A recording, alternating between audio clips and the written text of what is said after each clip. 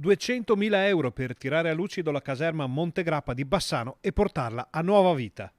Arrivano importanti novità dal bilancio della Regione del Veneto grazie a un emendamento proposto dai consiglieri regionali vicentini della Lega.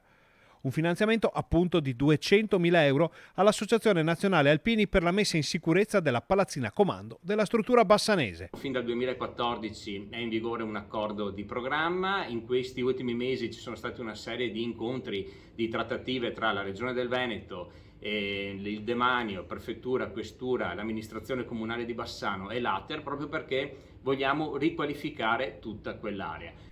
Il progetto si inserisce in un discorso più ampio che porta la Regione a sostenere la Dunata Nazionale degli Alpini, che si terrà a Vicenza nel 2024 e che vede le Penne Nere come punto di riferimento storico e in prospettiva per il territorio. Con questo primo stanziamento quindi andremo a sistemare quello che è la parte frontale della caserma, quindi la palazzina comando, che poi ovviamente sarà destinata all'ANA, e la volontà nostra e la volontà anche dell'amministrazione comunale è proprio di trovare una sistemazione definitiva, quindi potrebbe diventare nei prossimi anni proprio una sede, l'intera caserma di un centro servizi che potrebbe raccogliere uffici territoriali ma anche uffici dello Stato che oggi sono dislocati in varie parti della città. Con questo finanziamento pluriennale di 200.000 euro viene segnata un'altra tappa nella storia della caserma Montegrappa, autentico spazio della memoria per la città e per i tanti alpini che vi hanno prestato servizio.